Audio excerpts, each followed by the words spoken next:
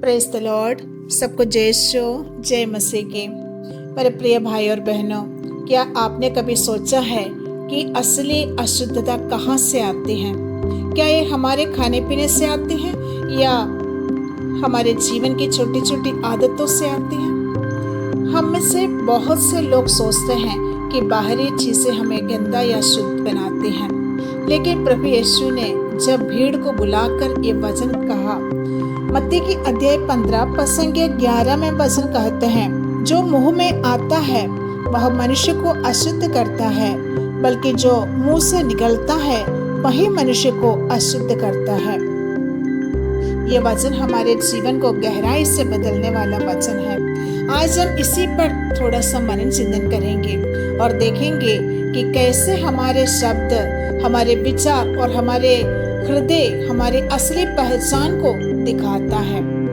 तो बने रहिए अंत तक, क्योंकि इस वीडियो में आपको न सिर्फ यह समझने को मिलेगा कि प्रभु क्या कहना चाहते हैं, बल्कि ये भी कि हम अपने जीवन को शुद्ध कैसे बना सकते हैं। एक बार फिर से पढ़ती हूँ। संत मत्ती अध्याय 15 पद 11 में वचन कहते हैं, जो मुंह में आता है वह मनुष्य को अशुद्ध करता है, बल्कि जो मुंह से निकलता है वही मनुष्य को अशुद्ध करता है।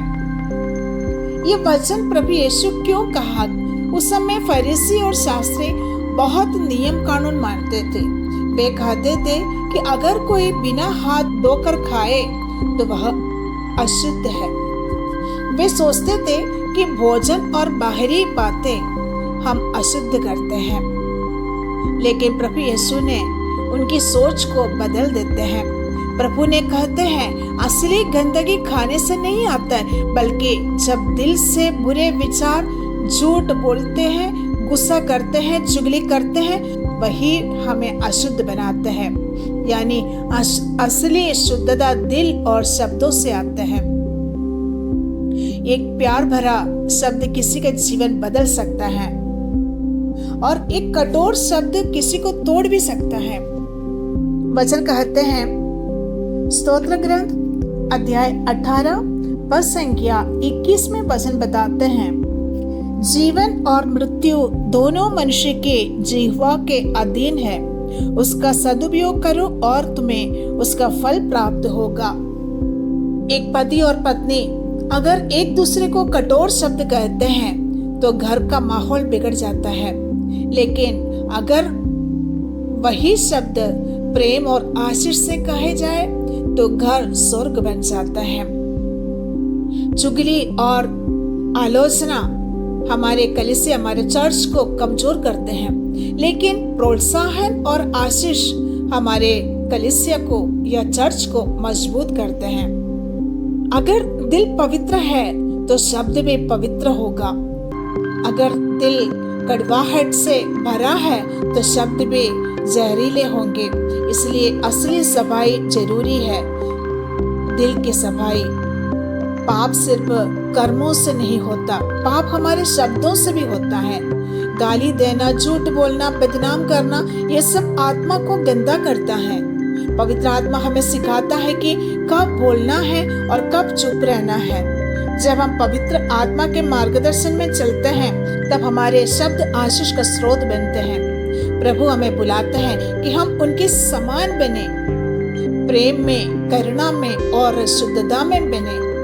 जब हमारे शब्द आशीष के बनते हैं तब लोग हमारे अंदर प्रभु यीशु को देखने लगता है।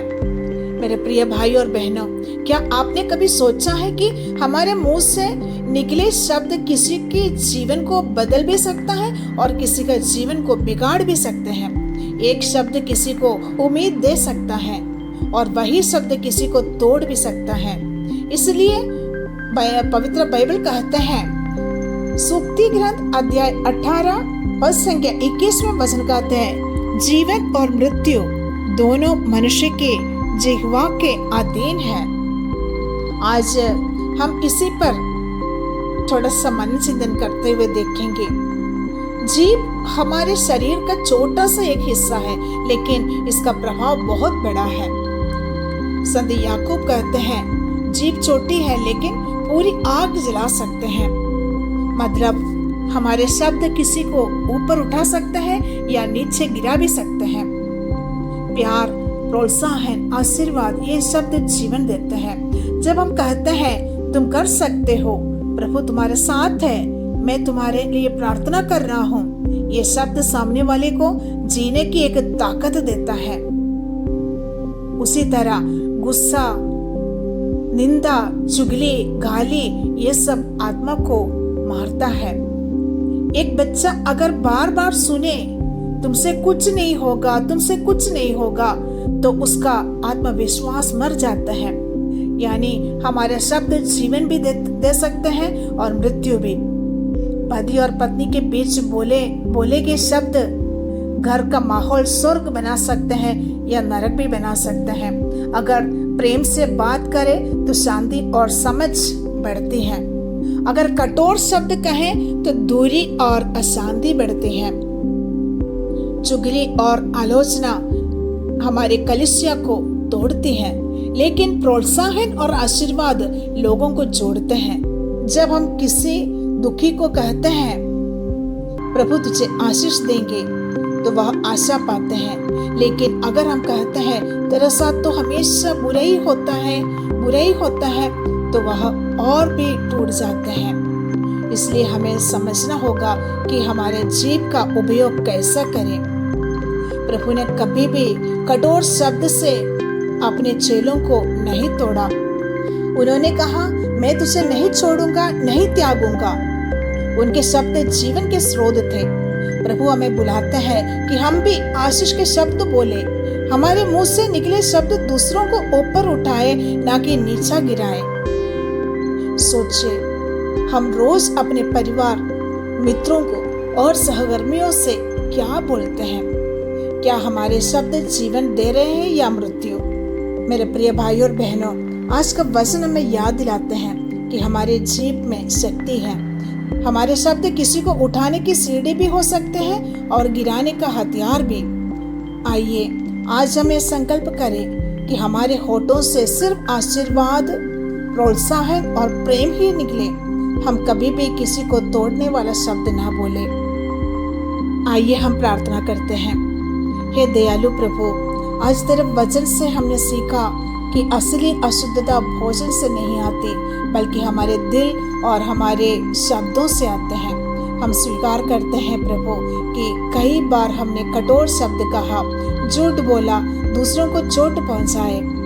हमारे दिल को शुद्ध कर प्रभु, हमारे जीव को तेरी आशीष का साधन बना प्रभु। हमारे परिवार में, हमारी कलीसिया में और हमारे समाज में तेरी शक्ति और प्रेम बने। माता मरियम हमारे लिए प्रार्थना करे। सभी संतों के साथ मिलकर हम ये प्रार्थना करते हैं कि हम अपने शब्दों और दिल से प्रभु के पवित्रता को जी सके। आमीन। Praise the Lord. सबको जय यीशु, जय मसीह के। प्रिय भाई और बहनों, अगर आज के वचन आपके दिल को छू गया तो कृपया इस वीडियो को लाइक करें और दूसरों के साथ शेयर करें। कमेंट में लिखे प्रभु मेरे शब्दों को शुद्ध कर, और चैनल को सब्सक्राइब करना ना भूलें ताकि और भी बाइबल आधारित संदेश आप तक पहुंचते रहे। ईश्वर आपको भरपूर आशीष दे। Praise the Lord.